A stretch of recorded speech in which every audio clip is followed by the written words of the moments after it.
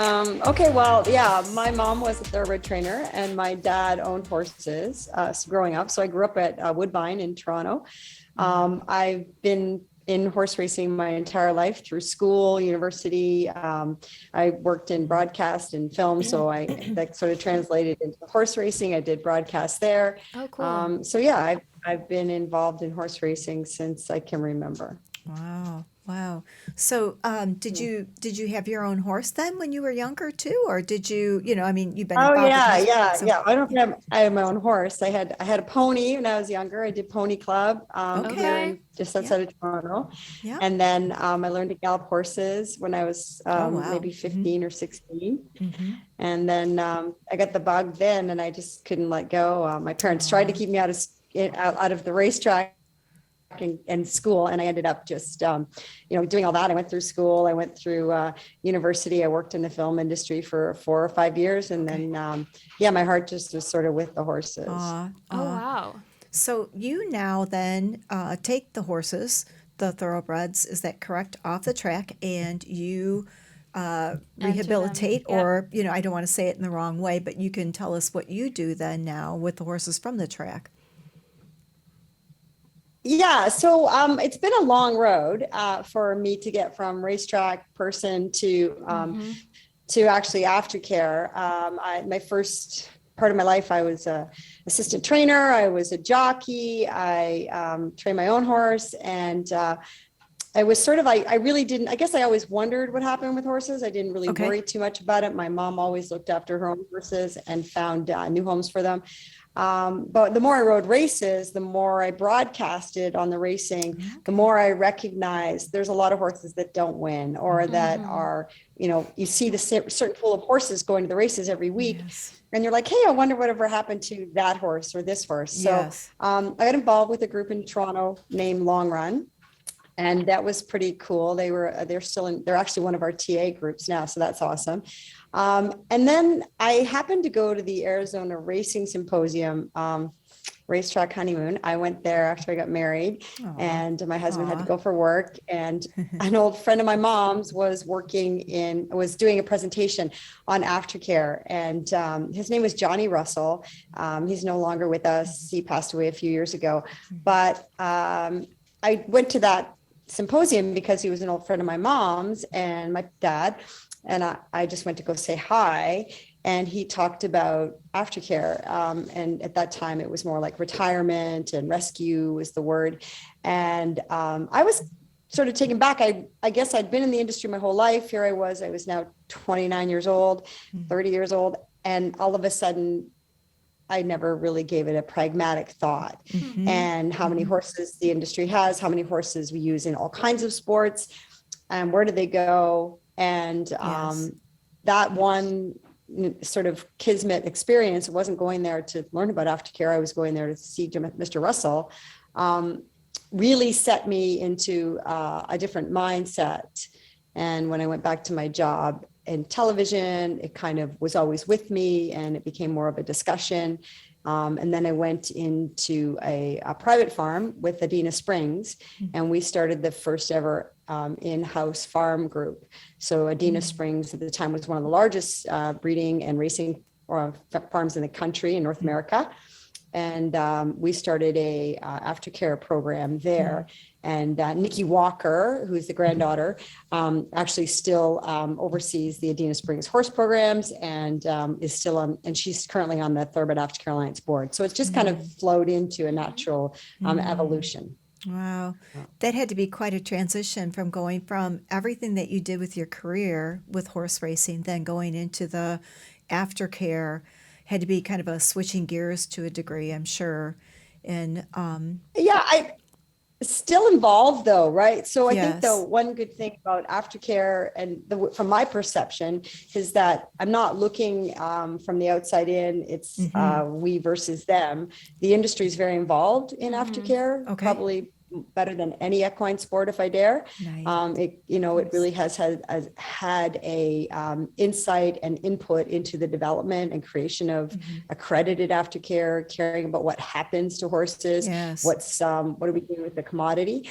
So from that perspective, I've never not been involved in horse racing. I've stayed always involved with because that's been the greatest advocate for the sport, for the aftercare, is that we can say, okay, we need to do this with you as an industry. And once it sort of started, you find out that there's been other pockets around the nation that have been trying to do similar things. But I think where it really came to sort of an aha moment or a tipping point was when the industry had some troubles, and some leaders in the industry said, okay, what can we do? And gathered a group of people, not just me, but a group of people from all aspects of the thoroughbred industry, and said, okay, how do we come to a more methodical approach to having a concern for aftercare? And when did that all start? Maybe when did you see that start to kind of come together, where it started to be a little more organized perhaps, or? Yeah, so there were developments in the country throughout, there was like pods of Rerun, Long Run, TRF, all these different organizations all over the place. And so I think there were always good people throughout the country that in North America that wanted to do this sort of thing. And then became horsemen's groups that became concerned. So the horsemen's group in California was one that started with the Karma program. And then the horsemen's groups in New York, NYTHA, Take the Lead, they started a program. And the horsemen's groups in Florida. And so different branches of it. And then there was an organization called TCA, the TIPS program, which you talked to Kristen about. That was sort of an evolution of the Jockey Club's idea of, showing the versatility of the thoroughbred and how it could be used. And now that they weren't on all kinds of medications, that they could be used in other sports, and we could go back to using them in horse shows and all those other things. Sure. So it was sort of like again, I use the word kismet, but it was sort of, it happened all at the same time. Wow. And then in 2011, there were some concerns both with politics, a horse named Eight Bells that had broken down in the Derby, and some issues with an aftercare group that had some problems financially and organizationally. And so a gentleman named Jack Wolf, who owns Starlight Racing Syndicate, started the Thoroughbred Aftercare Alliance with all kinds of people. Todd Pletcher was there, Johnny Velasquez, the Toba people were there, the TCA was there, the Jockey Club was there, we were there from the Stronach Group. And so it all sort of became this brain power, and they kind of wanted to have some sort of development. That was the at Belmont in the summer and 2011. By 2012, they had systematically gotten together. They had a bunch of work groups where they got people together and had what do you call it, a strategic planner. We had a strategic planner, and she came and worked with us and said, okay, how are we going to do this, and come up with a plan. And we had big meetings at Keeneland, and then Breeders' Cup got involved, and Keeneland got involved, and the sales companies got involved. So it really was a collaboration of the industry initiative. It wasn't like, I'm going to go start an aftercare group that's going to tell everybody that they're better aftercare groups. Wow. That's a big, coming together, isn't it? My goodness. So 10 years, it's 10 years this year. So that's unbelievable. So once you came together, then how did you kind of structure this? How does it kind of work then? So I think the fun, they had a lot of brain power in this group of people, industry, with, people that have been doing it for years. Madeline Orbach, for example, came from Karma, and she was an owner and a breeder in California and had the same concerns. So she had developed this group called Karma, and they recognized what was important. So we can't just raise money and give it away. That would have been my impulse. So just give it to these people. They need their help with their horses. But how do you know, and you can see now on Facebook that it's more obvious, how do you know if money is going to people that are astute, that are going to do well by your money, your horse, and the end game? So Madeline collaborated those ideas. The Jockey Club and Kristen had some ideas. We got some input from other thoroughbred organizations across the country, all kinds of wise people, and people that had done, I think that was really great for the TAA itself, was that people that had been in 501c3 development before really built the foundation for the TA. So they had great governance. They had, one of the things that saved us in the pandemic was having a reserve fund. We established a healthy reserve fund so that we could continue to support the organizations through the pandemic. We've been able to help like Puerto Rico's group, Caribbean Thoroughbred Aftercare, when they had the hurricane. So we had like a really well-built foundation, which I think has sort of been our expectation of groups, but it's also become our practice that we have a solid practice of governance and how we built the organization for ourselves. And therefore, the TA's expectations, and we do two things. One is that we accredit, and the other is that we help fundraise. And then I would say our third thing is that we help network and market this thing, right? So the accreditation is what stands us apart from any other organization funding group out there. There's GFAS accreditation, but it's not relatable to the thoroughbred industry. So we had sort of looked at that and said, no, that doesn't work. So the accreditation is something everyone has to apply for, all of our 80 groups.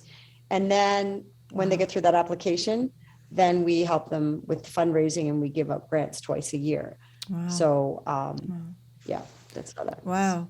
So then the people that are doing this then that you're working with, is their main goal then to, I'm just asking so you can, main goal to, do these horses, they come off at the track then, and then the aftercare begins, and then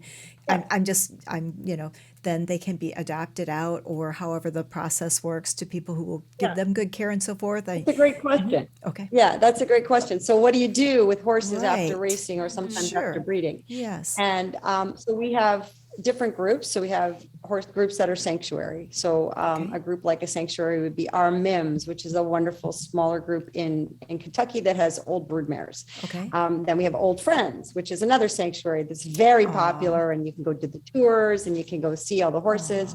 And then we have rehabilitation, so groups that rehabilitate the horses. And then we have retraining. So we have groups that do, and a lot of them do that, right? They do rehab, rehabilitation, and then rehoming, or selling them, finding them new homes. And so a vast majority of our groups actually do that pattern because they can adopt them out, make a little bit of money, and then bring in new horses.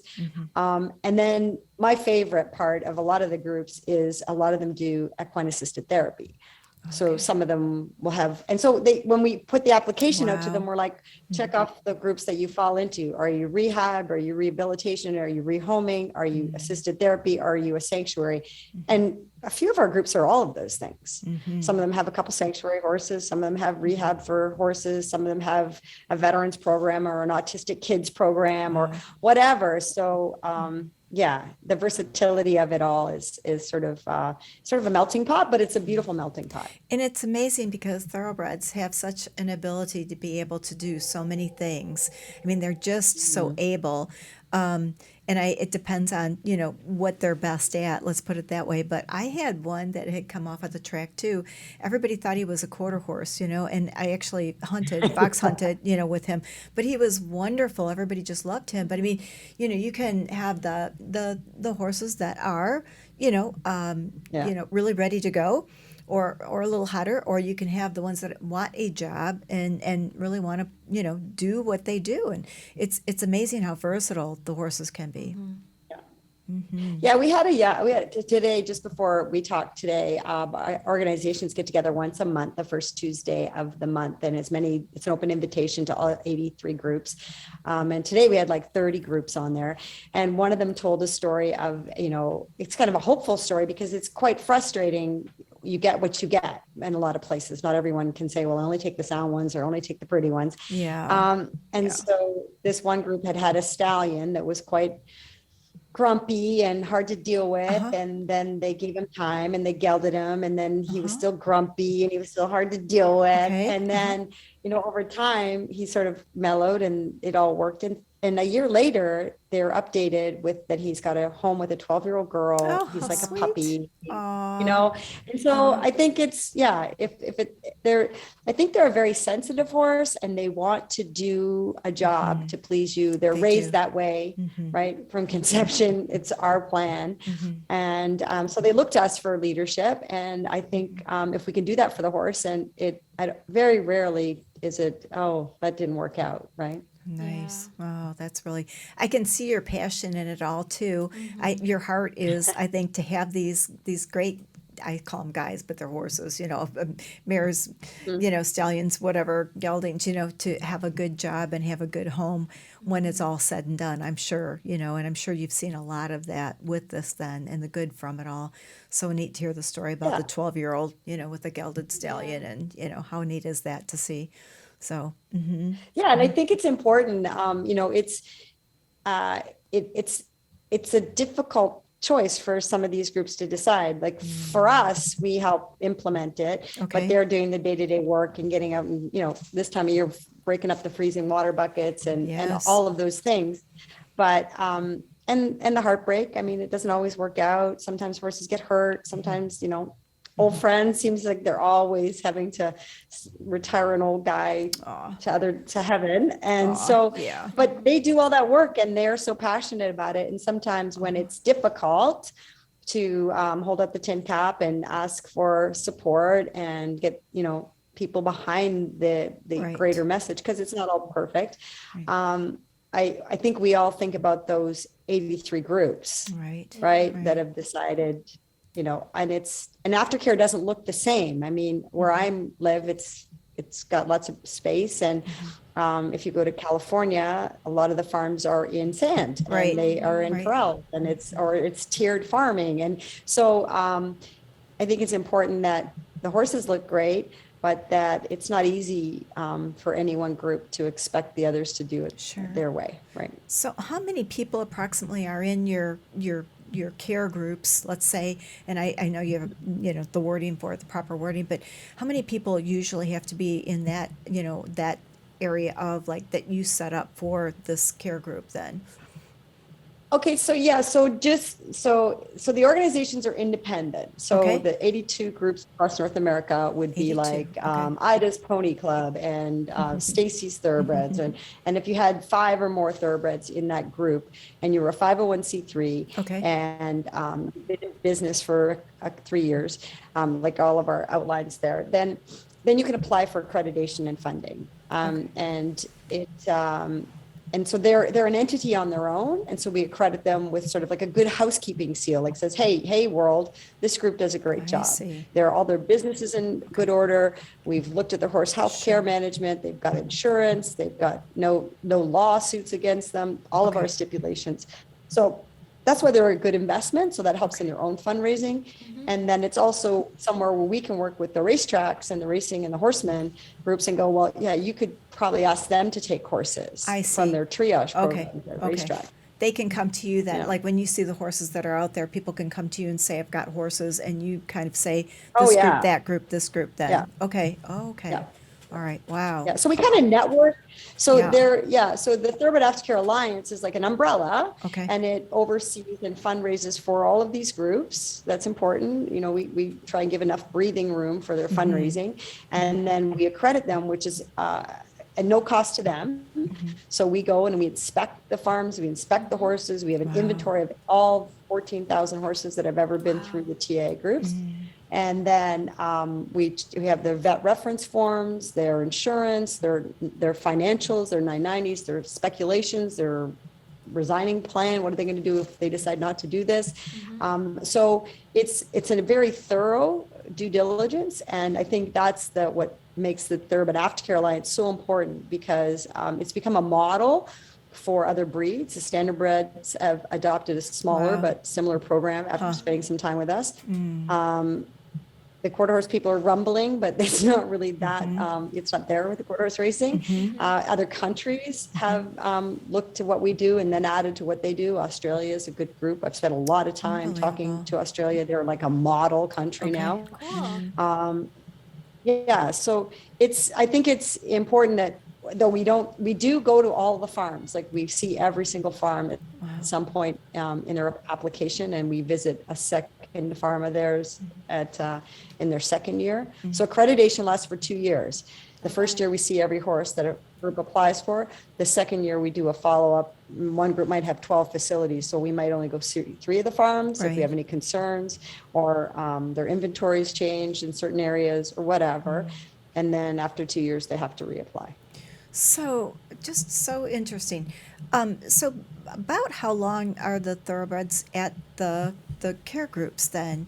Is it Yeah. just on their time frame as to when they come to a place where they feel they're ready to be able? I mean, these horses Yeah. have been through a lot. They've gone through, racing, then they're chosen, like where they'll go, and then these groups take. I mean, there's a lot that's gone on with these horses. If people are looking to get one, there's a lot put into it. It's not just like, here's a horse for sale, so that's Yeah. very interesting. Yeah, so I think, Yes. one of the good things about a thoroughbred, and one of our groups, Sarah Coleman, was with a group early, and I think she said it best, like by the time they're 3, the thoroughbred's seen a lot of things. They've seen Yes. tractors on racetracks, they've seen multiple traffic, they've seen lots of horses training. So Right. it's not like you took them out of the barn on their first trailer ride and they're like, oh my God. Right. So Right. by the time they get retired from racing or whatever, they've seen a lot. Yes. So they adapt well most of the time.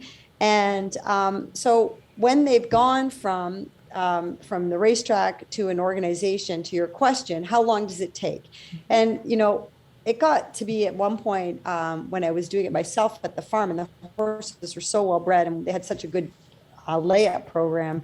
By the time they came to me for the quote unquote retraining, Yes. after 4 years, people were like waiting in the driveway when the van arrived. So it was like, yeah, here, there you go, there's that one.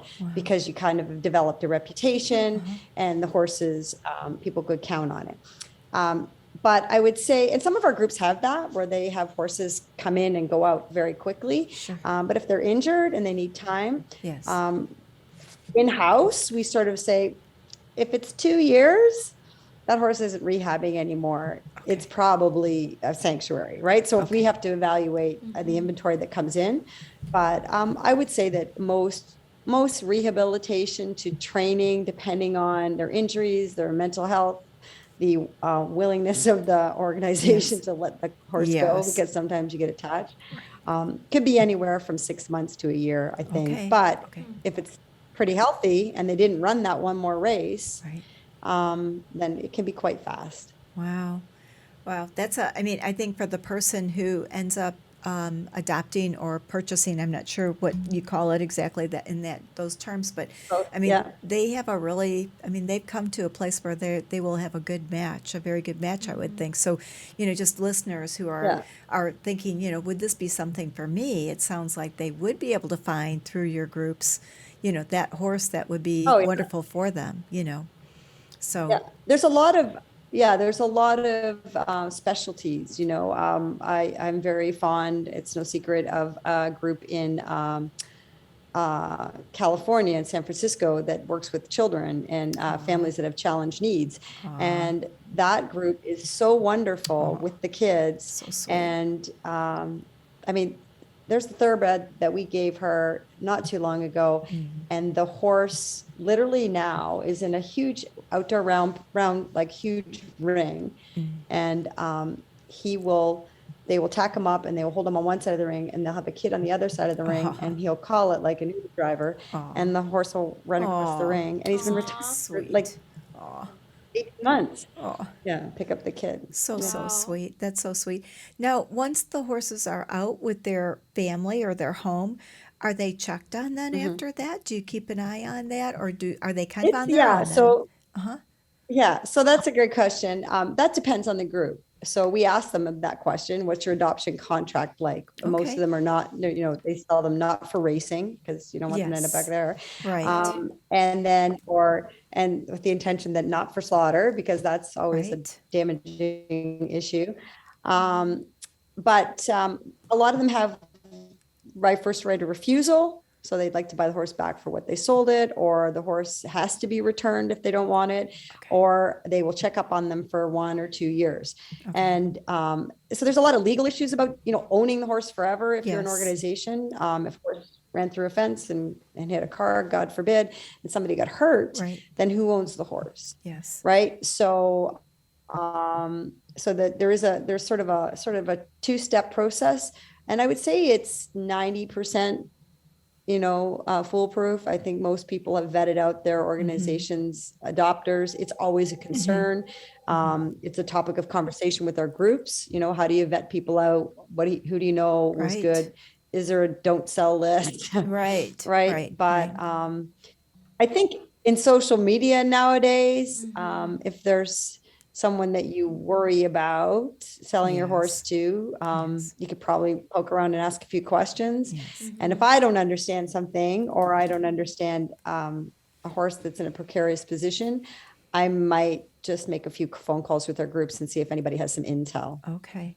So one question too, I would think that if I were, I'm just thinking if I were to, I've had several thoroughbreds from the track, but if I were interested in, adopting or purchasing, just a question for our listeners, is the cost for this, quite high, or is it, I mean, it's like even when we go to the, get our little pups or whatever, at the Humane Society, I mean, there's a fee and so forth. So is there kind of does it go by the horse, or just a general idea so people have an idea of what they'd be looking Yeah. at? Again, I couldn't speak like specifically Yes. on this is the way it always Sure. goes. Right. But I would say that it varies. So some organizations have a Yes. adoption fee minimum. It Okay. might be $750. Okay. And I would say very rarely is a horse ever. I mean, I think it would have to be pretty spectacular to be $5,000, which is still so Wow. much cheaper Oh, than yes. any Oh, my horse that you goodness. buy anywhere else, Wow. right? Okay. Right. Right. Interesting. And So they're yeah, they're I think- age-wise, they're not, I mean, they're usually fairly young on the track. So, I mean, their age is a very good Right. age too, I'm sure, by that time. So, yeah. Yeah, I think it's like most of our groups are looking to they'd like to have the $5,000 horses, and maybe they Sure. sell them for about 2,500 because they're going to tell you everything that's wrong with them for the Yes. most part, Sure. because they don't want to have a return. And so I think, just being transparent and telling people what's wrong with the horses, or what injury they may or may not have, or what to expect in the rehabilitation of that injury. But I think no one expects them to leave racing, then go into aftercare, and then go into Grand Prix jumping. That would be a Right. really kind of, Yeah. right? Unless they Right. just were so slow. And it's not impossible. I mean, we had Blackfoot Magic, or I can't remember his name, but he Boyd Martin had a horse that was adopted out of one of our groups, and he was just slow. And he Yes. made it, he made it to the Olympics. I was going to say and that he was- Olympians, Olympic horses, exactly, Yeah. right. That's exactly my point. Yeah, Right. yeah. So, yeah. So So I mean, and I don't think he paid a lot. There you go. yeah.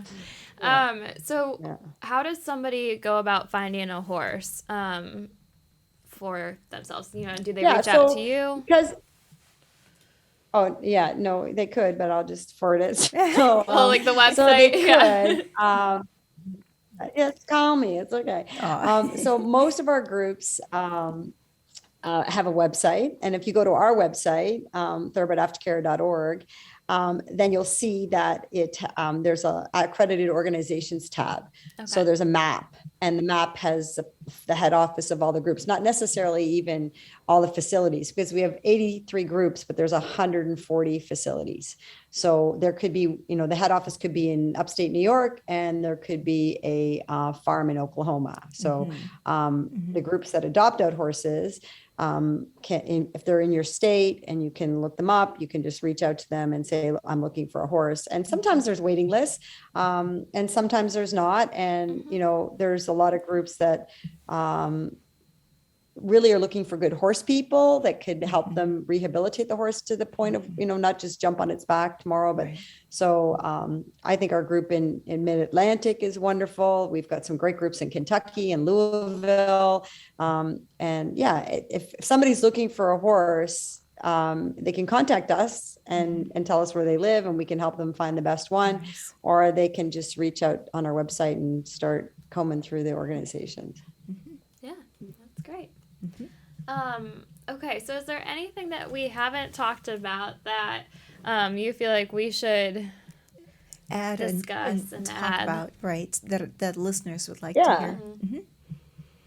Yeah, I think in any sport, in any equine sport, I mean, horse racing, definitely, thoroughbred horse racing is definitely under a microscope all the time for two reasons. One, we have a tattoo or had tattoos, and they were very visible when they got into bad spots. And so it was easy to trace their ownership, which wasn't a bad thing, but doesn't happen most of the time with any other animal or other breed of horse, right? Right. So, and so I think the sport has taken the brunt of the use of horses in sport. Not saying that it's perfect. None of our horse sports are perfect. None of us would say they were. But I think one thing that's really important is that people understand that taking on an animal, whether it's a dog or a horse, is a lifetime commitment. Yeah. And, even though they're coming from racing and that's not where they came from, adopting horse, the next step in their life, it's really important to be aware of the responsibility, the cost. Getting the horse is the cheap part, keeping a horse and feeding the horse I've got a 26-year-old and a 24-year-old. I've had them for a long time.